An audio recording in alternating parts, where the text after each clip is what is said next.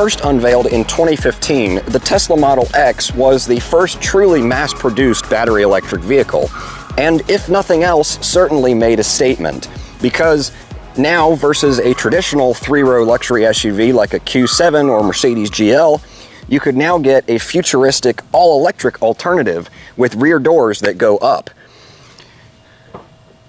Maybe. Tesla refers to them as Falcon-Winged doors and insists that the Model X is an SUV, but YouTuber Doug DeMuro notoriously referred to it as the Pigeon-Winged minivan. Since it's been almost 8 years since the Model X first came out, or ran on sale rather, I decided to rent this 2017 Model X 100D to put a few hundred miles on over the weekend and see really just how well the Pigeon-Winged minivan has held up. I suppose it's almost unavoidable for the doors to be the first point of discussion, because there's no denying they're cool, and even though the Model X has been on the road for almost a decade now, they are still more attention-getting than any other SUV, really anything outside of a supercar. Early production issues led to tons of widespread reports of sensor malfunctions, alignment issues, or even just the doors failing to open or close at all. Because, shockingly, these super over-engineered double or triple hinged rear doors, whatever they are, and their silly little push-button handles, don't hold up super well over time either. Who would have thought? As for this one in particular, this driver's side rear door, if you can hear that, is insanely creaky on any movement, and overall, they just don't really work that well, let's be honest. Parked in a normal parking lot with cars solid 3 feet away from you, they still won't always open 100% of the time, or if they do, it's to like right here. And really, these doors are more just of a gimmick than a real benefit anyway. One thing I do like is that when you approach the car, it does present the driver's door to you as well as automatically unlock. And then you can get in and hit the brake pedal for the door to close. While it is kind of cool to be able to get in your car without touching the door at all, it does mean that every time you touch the brake, the door closes. So, brake pedal, door. Brake pedal, door.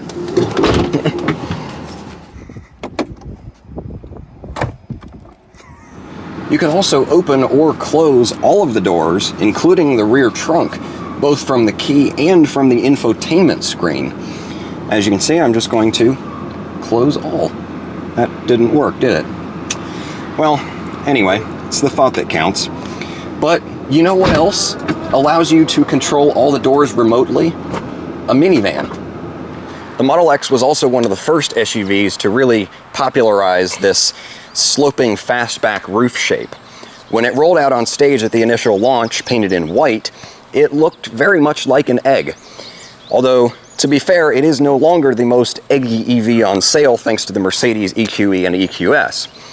But I think it looks rather sleek in gray, especially with these black 22-inch turbine wheels, which are probably one of my favorite wheel designs in the entire industry. Hopping behind the wheel, the Model X's other standout design choice immediately presents itself. And since this is an older X, no, I'm not talking about the stupid yoke-style steering wheel that you get now. I'm talking about this giant windshield. Because from the base of the dashboard there all the way up to just over my head right here, it is a single uninterrupted piece of glass, other than the little wiring thing for the rear view mirror. It's stunning, honestly, and I think it's a really cool feature, until it comes time to replace it when you get a rock chip. Aside from the Lucid Air, it's actually the largest single panel of glass fitted to any new production vehicle. And the rear doors also have their own little sunroof panels as well, further enhancing the brightness of this white interior, as well as the greenhouse effect, frankly. These front seats are incredibly comfortable, in my opinion, and I must say I'm thankful for all of the adjustments in here, the steering column, the mirrors, that sort of thing, being physical rather than through the infotainment screen like they are in the Model 3 and Y, excuse me. The decade-old Mercedes switchgear here does still feel all right, but certainly dates itself a little bit. Overall, though, I am not impressed with the quality of this interior. I don't think that's really a surprise to anybody. Tesla's build quality has gotten better over the years, and this is a 2017, so it is not up to the latest standards. The new Model 3 and Y, they still feel cheap, but they are better put together than this one. Let me show you what I mean. There's this dashboard panel, for one, that squeaks really bad. And there's something in the back seat back there, either the seat or the back door panels, that rattles really bad over bumps.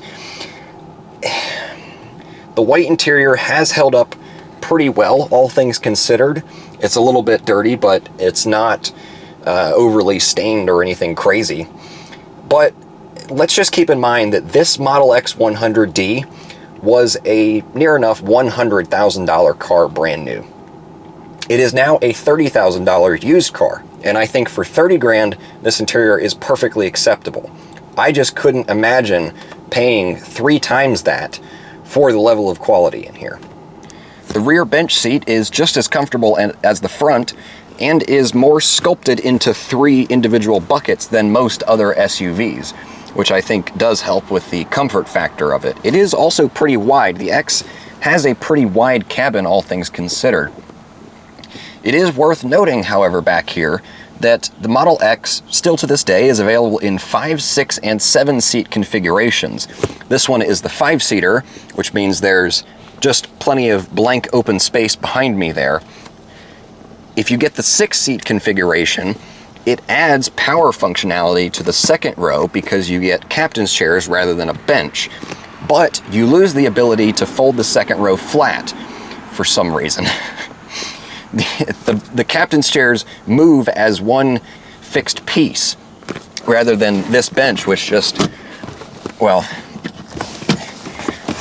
does that. First try. That's obviously a huge impairment to cargo practicality, and I also wouldn't necessarily recommend storing anything valuable in the front trunk, because, as I've discovered, it's not particularly secure. On the underside of the front bumper, there's a little plastic cover down here. If you pop that off, you'll find 2 little red straps. This is an emergency release for the front trunk, and I'm assuming they've patched it by now, but I remember on the earlier ones, you could do this and not set the alarm off, so we're about to find out what happens here. The car is locked because the mirrors are folded there, and the key is over there. So let's give this a shot.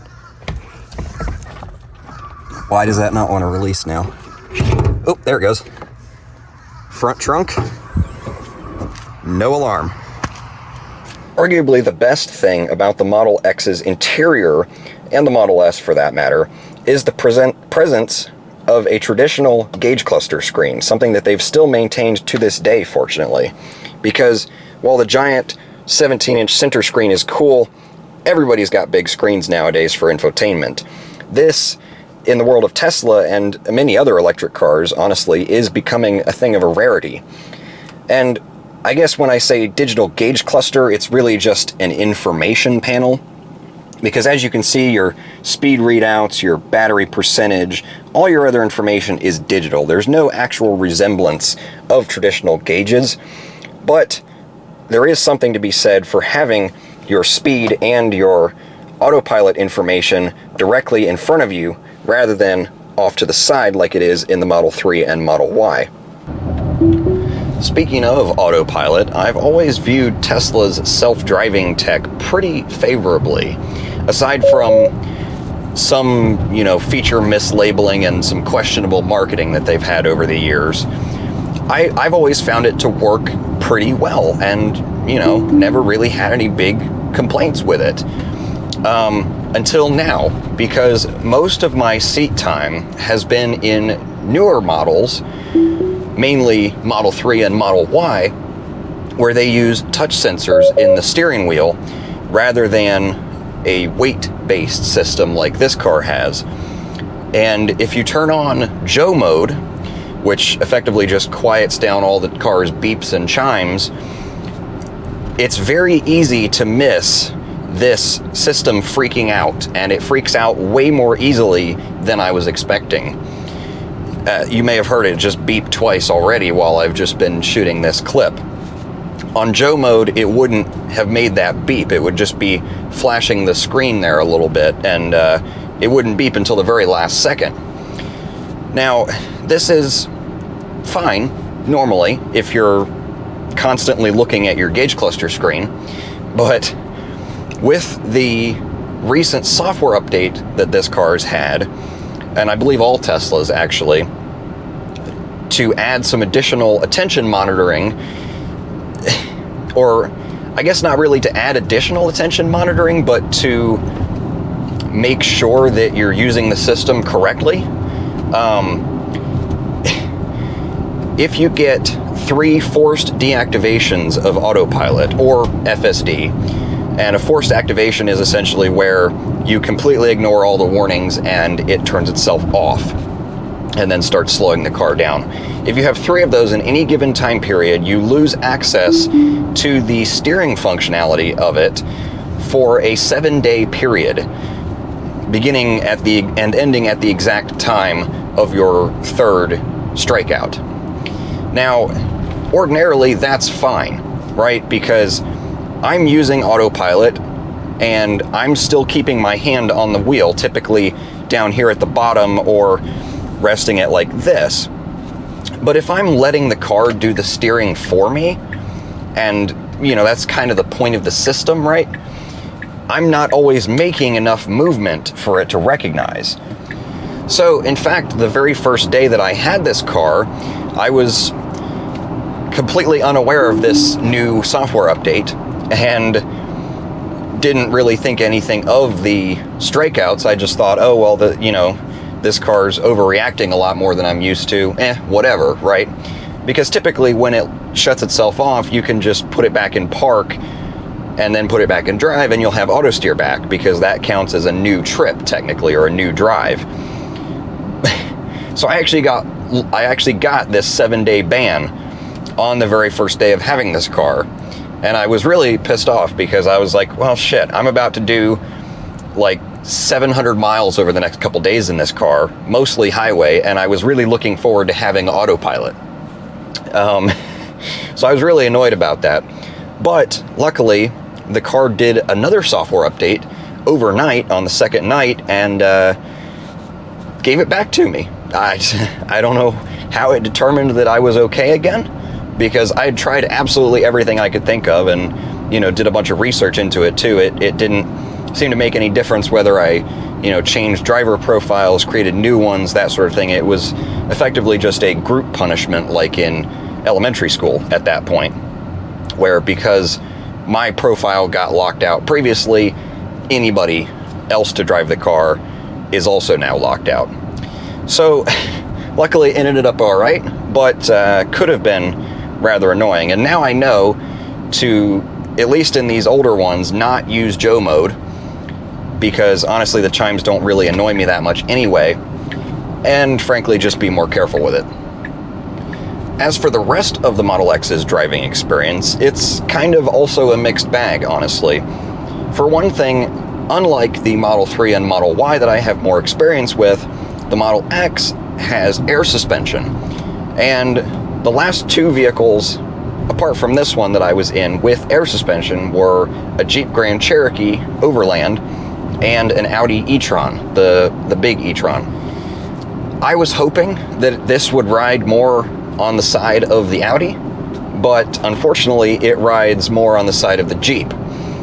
And I'm sure that's not helped by the 22-inch wheels, of course, but frankly this doesn't really ride any different to the last base Model 3 that I was in. And I just was expecting better, honestly.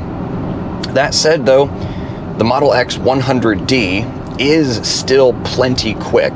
Obviously it's not the Plaid, nor is it even the P100D, but a 4.5 second 0 to 60 time is still plenty for most people on a daily basis.